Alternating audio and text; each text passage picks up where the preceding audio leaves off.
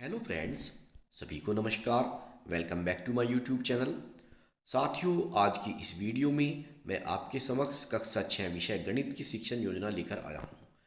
यह शिक्षण योजना अभ्यास 1 प्राकृतिक संख्याएं से संबंधित है और इसका जो लर्निंग आउटकम है पूर्ववर्ती संख्या तथा अनुवर्ती संख्या है। साथियों, इस बार मेरा प्रयास रहेगा कि आपको मेरे YouTube चैनल पर कक्षा 6, 7 व 8 की विज्ञान विषय की तथा गणित विषय की सभी शिक्षण योजनाएं क्रमवार आपको उपलब्ध हो। तो साथियों, अगर आप चाहते हैं कि मेरे द्वारा बनाई गई वीडियोस आपको समय समय पर उपलब्ध होती रहें तो प्लीज़ आप मेरा YouTube चैनल सब्सक्राइब करें। साथ ही अगर आप चाहें तो आप मेरे द्वारा बनाए गए व्हाट्सएप तथा टेलीग्राम ग्रुप में भी ज्वाइन हो सकते हैं। मैं अपनी बनाई गई सभी वीडियोस के लिंक व्हाट्सएप और टेलीग्राम पर भी शेयर करता हूं। व्हाट्सएप ग्रुप और टेलीग्राम ग्रुप का लिंक आपको इस वीडियो के डिस्क्रिप्शन बॉक्स में मिल जाएगा। साथ ही प्राकृतिक संख्या का जो इससे पहली शिक्षण योजना थी उसका लिंक भी आपको इसी वीडियो के डिस्क्रिप्शन बॉक्स में मिल जाएगा। तो शुरू करते हैं आज की वीडियो और देखते हैं कि इसका लेसन प्लान हमने किस तरह से बनाने का प्रयास किया है।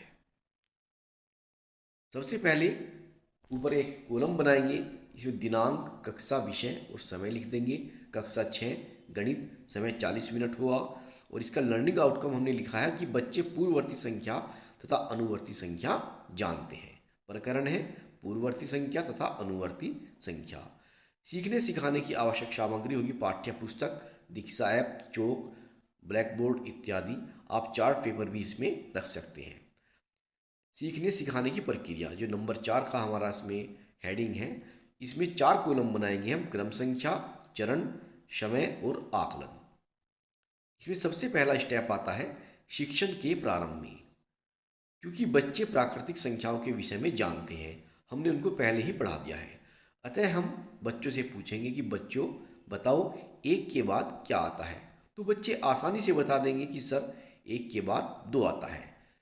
फिर शिक्षक पूछेंगे कि बताइए कि 5 से पहले क्या आता है। यहाँ भी बच्चे आसानी से बता देंगे कि 5 से पहले 4 आता है या 5 के बाद 6 आता है। तो इस तरह से हम बच्चों से पूछेंगे कि आप ये बताओ कि इन पहले आने वाली और बाद में आने वाली संख्याओं को गणित की भाषा में क्या कहते हैं।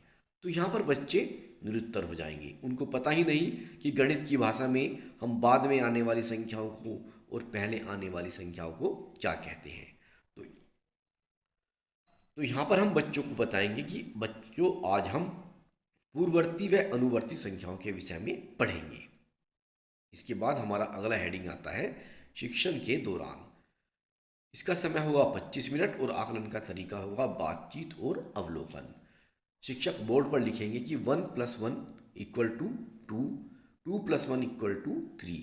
यहाँ बच्चों को बताएंगे कि किसी प्राकृतिक संख्या में एक जोड़ने पर उसकी अगली प्राकृतिक संख्या प्राप्त होती है, जिसे हम गणित की भाषा में अनुवर्ती संख्या अथवा उत्तरवर्ती संख्या कहते हैं। तो यहाँ बच्चों को क्लियर कर देंगे। उनसे 1-2 क्वेश्चन यहाँ पुटअप कर लेंगे कि बताइए 7 की अनुवर्ती संख्या क्या होगी या फिर 10 की अनुवर्ती संख्या क्या होगी। इस तरह बच्चों से पूछ लेंगे हम। फिर बच्चों को बताएंगे 5 - 1 = 4 होता है, 4 में से 1 घटाएंगे तो 3 आता है। इस प्रकार किसी प्राकृतिक संख्या में से 1 घटाने पर उसके ठीक पहले वाली जो प्राकृतिक संख्या प्राप्त होती है, जिसे हम उसकी पूर्ववर्ती संख्या कहते हैं। यहाँ बच्चों को क्लियर करेंगे किसी प्राकृतिक संख्या के ठीक बाद आने वाली प्राकृतिक संख्या उसकी अनुवर्ती संख्या होती है और ठीक पहले वाली जो प्राकृतिक संख्या है उसकी पूर्ववर्ती संख्या होती है।